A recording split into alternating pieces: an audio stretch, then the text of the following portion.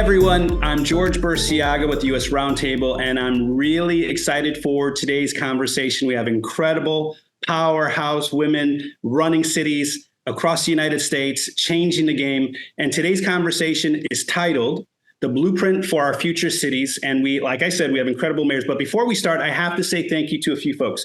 I want to say thank you to the Smart City Expo World Congress. We were a part of their big event in November of last year. We actually won the Governance and Economic Award, which was incredible. So thank you for that. 13,000 different exhibitors showed up, 2 different convention halls, city leaders from all over the world. It was incredible. Thank you for building the collaboration that's needed to really tell that story when we use our technology, the do's and don'ts, and really keeping our cities connected. And of course, to my team at the US Mayoral Roundtable and Elevate Cities, we have a chance to work closely with mayors around the world to help rethink how to resolve critical human issues. And it works. It works. And it's the reason why we won the Global Governance Award last year. And it's the reason why our mayors are working with us today. And I want to say thank you to the mayors that are joining us now and the mayors that have joined us in the past. Thank you. Now, I'm not going to introduce you directly. I want you to give us an intro of yourself, and then we'll jump right into the questions. So I'm going to start with my big sister, my little sister, actually. I'm older than you, Mayor Jones. Hi, George, and thank you for having me today. And also thank you again to the Smart City Expo World Congress for hosting us this afternoon. My name is Tashara O. Jones, and the O stands for Oh So St. Louis. I represent St. Louis, Missouri. And I have been mayor for almost 3 years. I am the 47th mayor of the city of St. Louis, and I'm the first Black woman to lead the city of St. Louis. So I, again, have been here for almost 3 years. St. Louis is a city of about 66 square miles and a little under 300,000 people. And I have been honored to lead this city through some really difficult times coming out of a pandemic and into recovery, and using all of the federal funds that have been passed by the Biden-Harris administration to do so. So I'm really glad to be here this afternoon, and really looking forward to our conversation. Thank you, Mayor. We'll move over to Mayor Khan. Thank you so much, George. And thank you to the US Roundtable, and especially the Smart City Expo. Just fantastic work being done there through that Congress. But I'm Mayor Farah Khan from the city of Irvine in California. We're at the heart of Orange County. We're about 66 square miles as well, with a little over 320,000 in population. And I'm the 23rd mayor and the first woman of color to be elected mayor in this city. And so a lot of great stuff happening, and happy to be here. Thank you, Mayor. And last but not least, Mayor Pico, please introduce yourself for us. Well, thank you, George. It's such a great honor to participate in this conversation. My name is Stephanie Pico. I'm the mayor of the city of Centennial, Colorado. We are a suburb of Denver, and about 110,000 people. And I am the 3rd mayor. And I just really appreciate the opportunity to be here, because the US Roundtable and the Smart City Expo World Congress, it's so great when they can give us an opportunity to participate in conversations like this and share ideas and be a part of a conversation with other cities. So thank you very much for having us all today.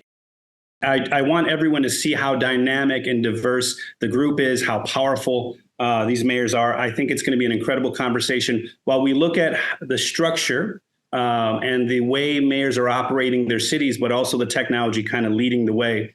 I also want to say today was a great week. I mentioned this before we started. I got to see Mayor Jones in Chicago. I actually got to see her twice, which was incredible. I got to see Mayor Johnson of Chicago, my mayor in Chicago, and then also my brother, Mayor Steve Benjamin, who stopped in Chicago and stopped over to see me and my family, which was a blessing in itself. So this week has been an incredible week. It's Friday. It was an incredible week. So I just want to say thank you for that.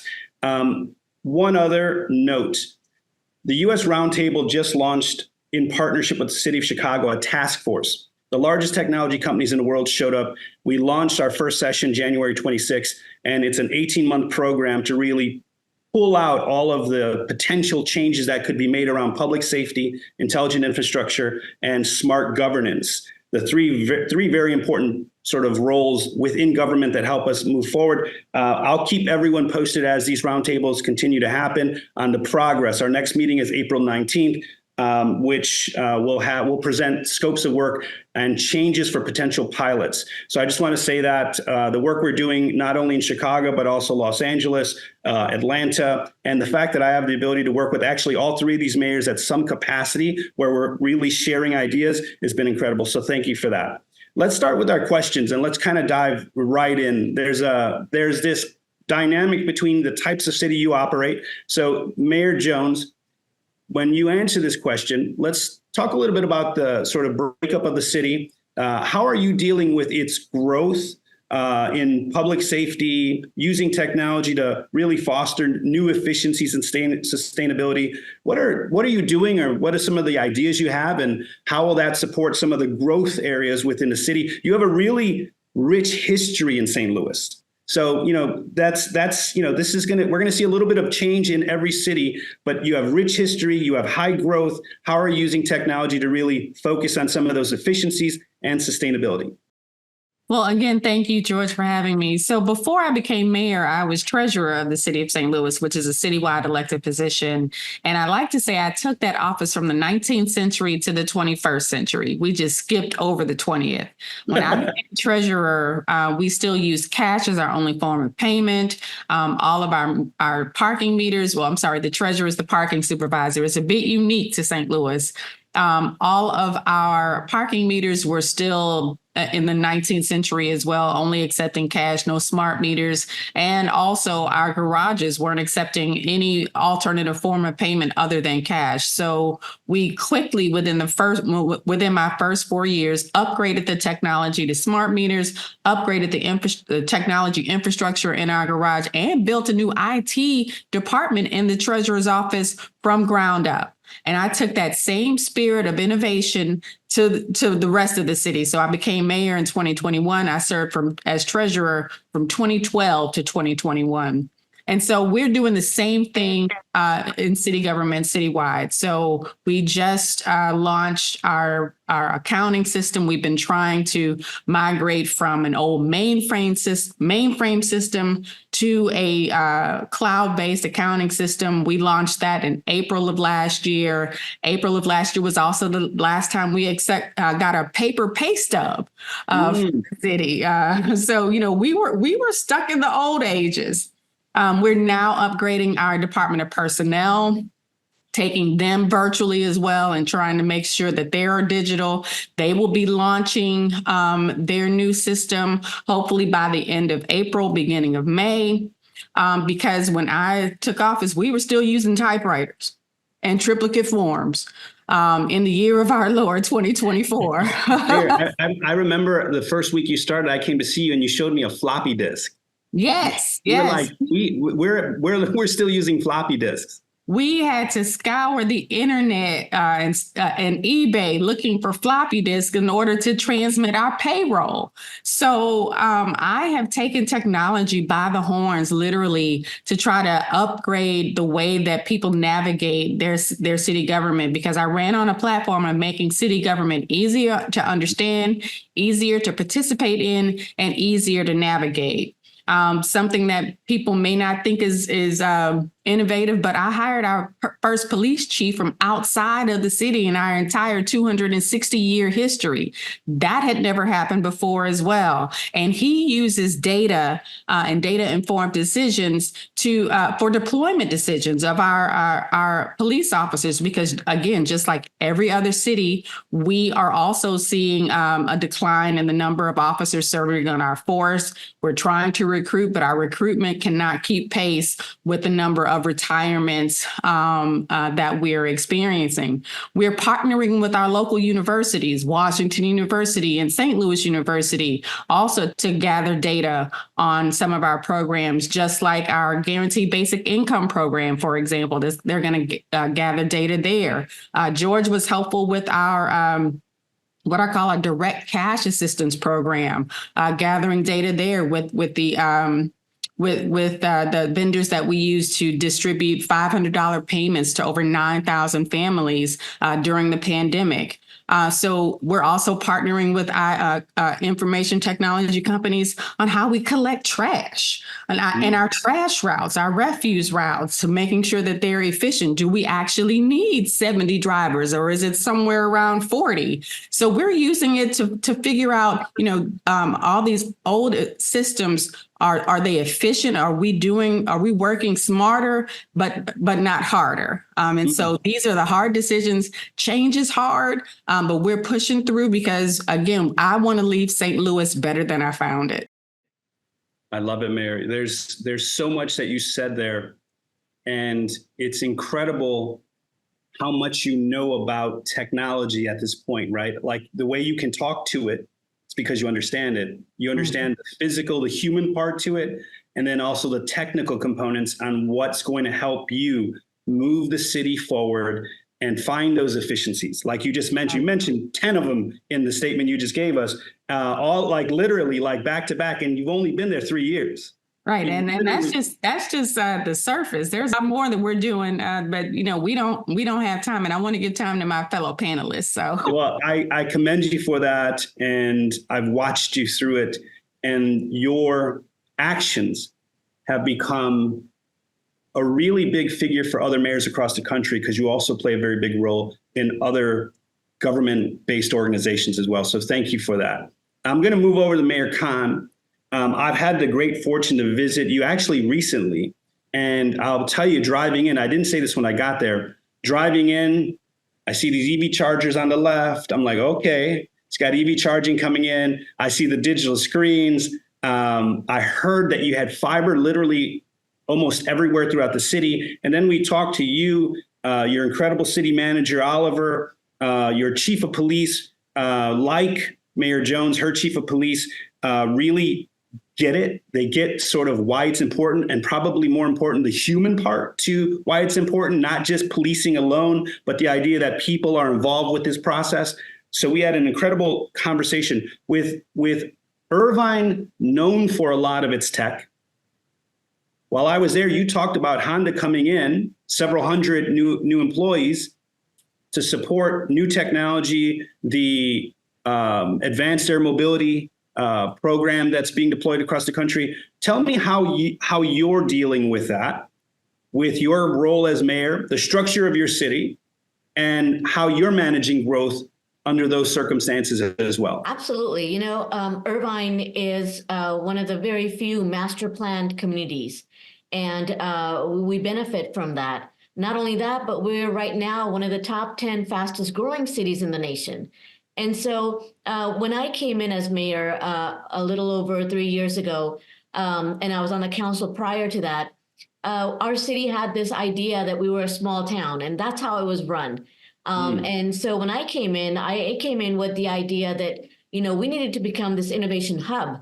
And the only way we become an innovation hub for the region is by trying out new technologies in our city. And so some of the things that we are working on right now is we've got a $6 million grant from the Department of Energy to work with the University of California, Irvine, to upgrade our intersections and our streets, getting them ready for autonomous vehicles. And so we've got 16 city-owned intersections that have LiDAR-based traffic monitoring systems. And now we're kind of looking at the network, public road network platform that's going to look into the development, evaluation, and deployment of emerging and future connected and autonomous vehicle technologies that are coming in. But not only that, but when it comes to public safety, it's really all about equity and then the human perspective. The police department's motto is in partnership with the community, and they're also globally renowned for the work that they've done, not only in technology with our real-time crime center that's up and running, which is looking at how analysts, will use historical agency data, regional data, law enforcement, and open source sharing platforms, but live video leads, crime series intelligence, and other sources to assist in their real-time analysis, not only keeping the public safe, but also keeping our officers safe. And so when it comes to that technology and integration part, we are ahead of the game, making sure that we're trying out the newest ideas that are out there and taking those risks sometimes that other cities aren't ready to do. And that comes from the stability that I've been able to provide our city. Like, you know what, we're going to try things. Sometimes they're going to work, sometimes they're not going to work, but we'll learn from them. And that's what's important.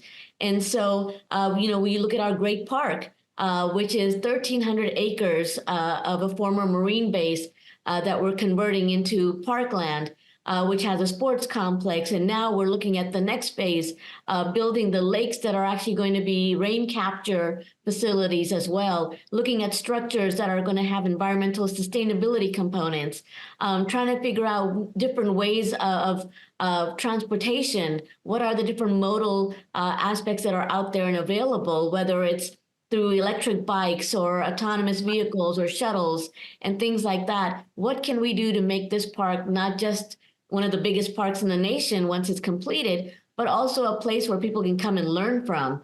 And so there's a lot of work being done that I think it's exciting and it's new, but it all kind of culminated from the Innovation Council that I created in my second year in being office. And it was bringing our educational institutions, our venture capitalists, our technology and medtech company heads, and making sure that our developers were all on board to make sure that we were all moving in the same direction, that we were rowing the boat in the same direction as well, not in different silos. So exciting times and more exciting things to come. That idea of rowing in the right direction, that's the one thing the three of you do very well. You get people to move in the direction you need to. That's not easy to do. You own the narrative, you tell the story, and you really ensure that people are connected through that process. Congrats to you for the work you're doing there. I know it's being recognized across the country. I'm always excited to kind of come visit. I visited once. We spent some time in Barcelona, but I told you I was coming back. So I'll be there soon so we can kind of continue the dialogue on some of the newer technologies that we discussed. I'm going to move over to Mayor Pico. There's this incredible idea that anything's possible when I talk to you, because your city's 20 years old. And somehow you've kind of, and when we had our first discussion, you understood technology so well that I was taking notes, and I was like, okay, all right, so I need to learn more about this. I need to learn more about that. But I know you've spent time with National League of Cities on their technology sort of committees. I know you worked really hard to build out the work that's been accomplished in your time as mayor. Tell us a little bit about the city of Centennial. Tell us a little bit about sort of your focus on the fact that you are a new city, but you are creating big changes. I know you leverage more of a community-led, initiative-based program. I know that you've really created a different organizational structure within your city. Tell us a little bit about that and the dynamics and the direction you're headed. Great. Thank you. I'm happy to do that. Again, the City of Centennial was just formed in 2001. It was at the time, the largest incorporation in U.S. history, incorporating over 100,000 people. And one of my favorite things to say is that the one phrase we don't have to use is, well, we've always done it that way. We haven't been around long enough. We don't have legacy systems, so to speak, in our city. And so it's really easy for us to just up and decide, let's just do it a better way. That said, you can imagine starting a new city. The first mayor of Centennial had a full plate trying to figure out how to bring all those things online. Things were, the internet was just gearing up in the early 2000s. And I joke with him that, you guys didn't even have email. And I try to so different being a mayor when your citizens can email you, right? So it's changed everything. But we did have to go back after, they started putting things in one piece at a time in the city. It ended up turning into, now we have too many pieces that aren't integrated. the cloud didn't exist. It wasn't that. So one of the things, I was on city council for 6 years prior to running for mayor.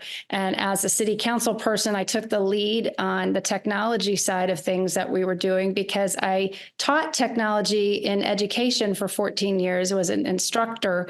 So I ended up being that background, ended up coming in handy and being able to help people understand how these systems work, especially explain it to the city council, how important it is that these systems cross over, communicate with one another. So we did have to put in a huge amount of repurposing, if you will, in the last 10 years to update all of our financial software, all of our legacy systems that we had that were not that old, but they were already expiring, and going to those subscription-based systems that can keep you up to date and current is just a completely big shift for the city, for the staff, for everybody else. And on top of that, we had the commitment to build a fiber network. So we built our own fiber network and started it in started construction.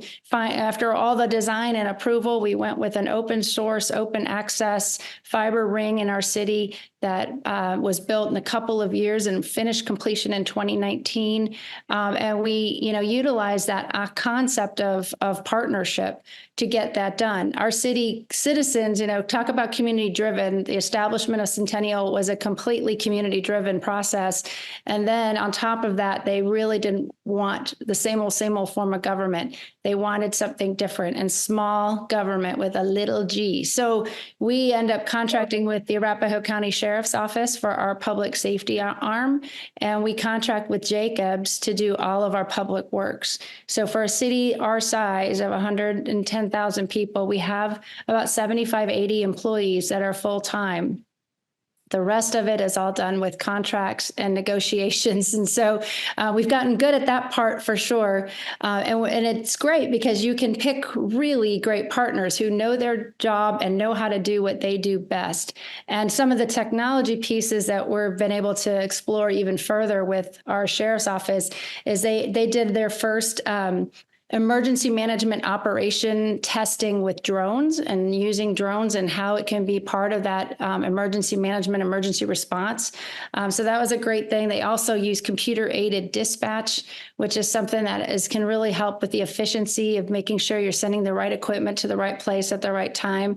And then even that, we've had body worn cameras for well over 5 years. But the data that drives is trying to figure out how to complete the storage, get the evidence records located more quickly, realizing that alone creates an entire new need for technology to help assist in supporting that endeavor in our local police departments is huge. So they've really been a game changer in doing that. So I'll leave it at that for public safety for now, but that's a very broad statement because a lot of the things that technology can do can increase the safety in general in your entire community.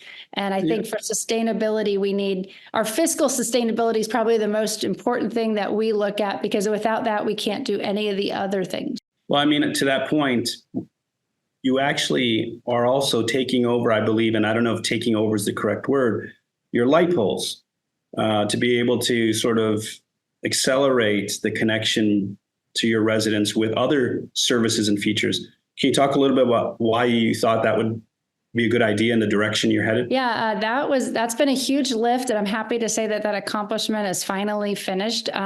In Colorado, the utilities own the street lighting in your community, and it's only been in the last few years that a couple communities have pushed back and wanted to be able to take advantage and do more with that.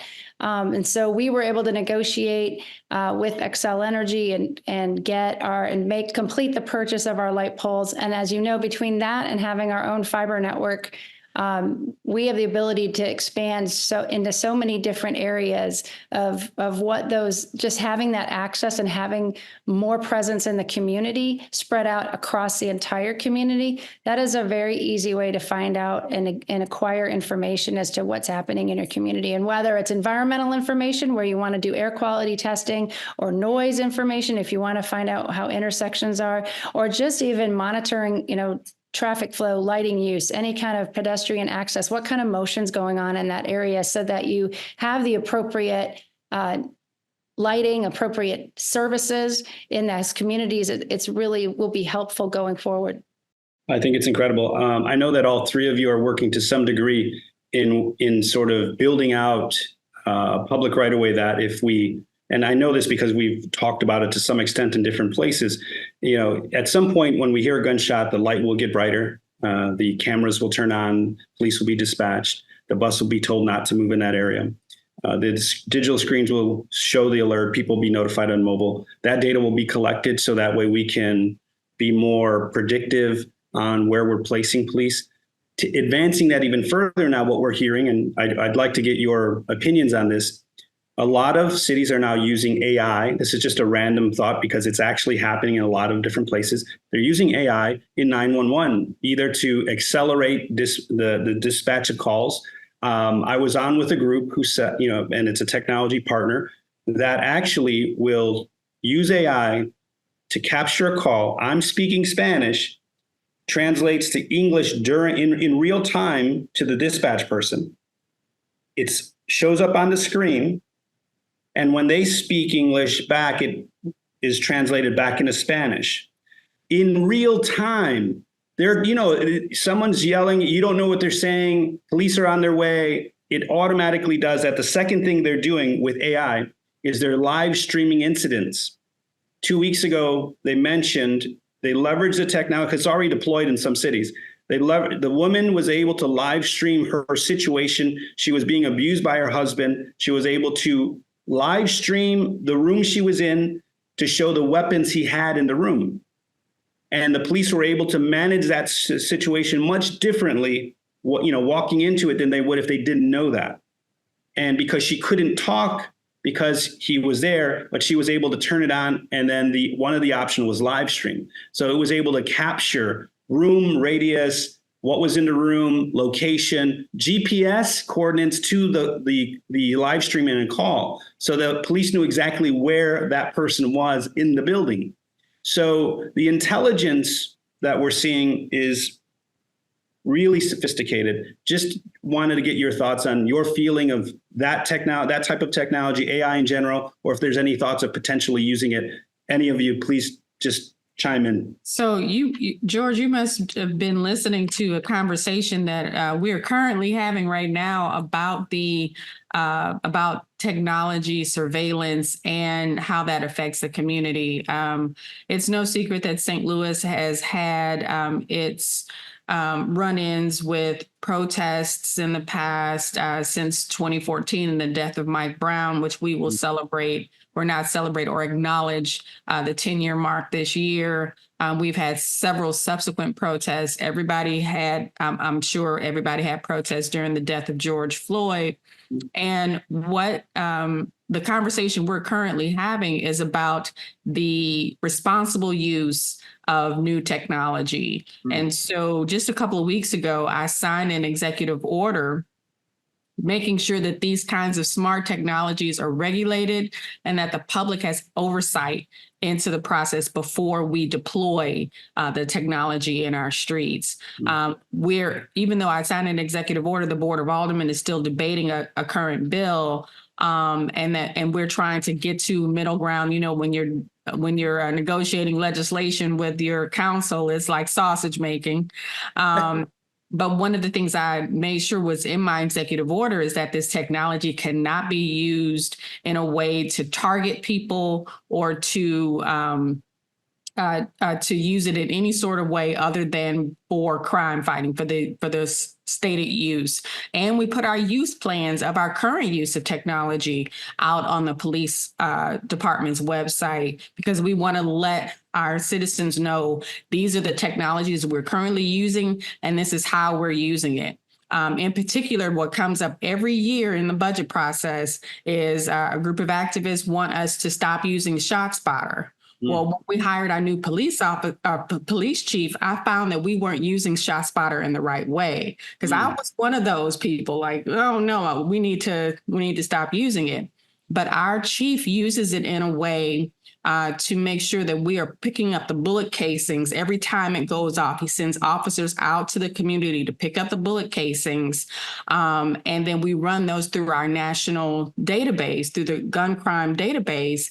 And then we connect that information to other crimes that are being committed in our community. And once we pick up that guy or pick up that gun or girl, we're able to put all of those pieces together and make an even stronger case that we present to our circuit attorney.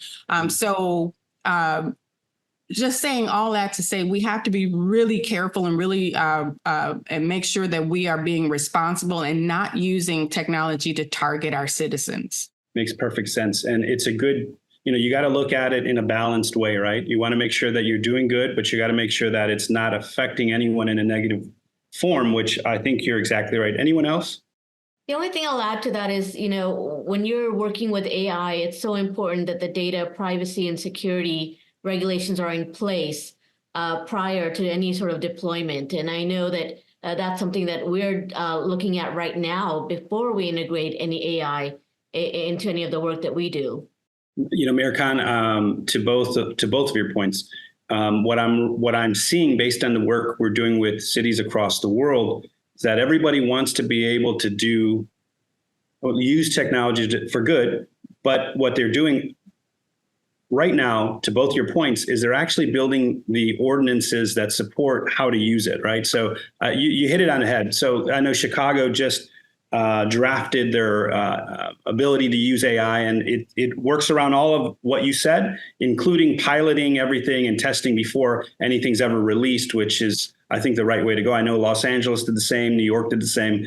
It sounds like you guys are doing exactly the same thing. So I'm excited to hear that it's top of mind, but you're sort of working through it at a pace that's consumable so that it's actually effective, opposed to just pushing it out because it's technology. But still keeping it a priority, because when we're talking public safety, it's right up there. We're trying to use AI more in the background too, to try to work on some of those efficiencies. So we've got a couple of pilot projects that are out right now. That one is has a sensor on all of our trucks that drive the city, and can find everything from a broken guardrail to graffiti to a down sign, a pothole. It senses all of it. And then the AI piece of that would be, can it automatically generate the work order?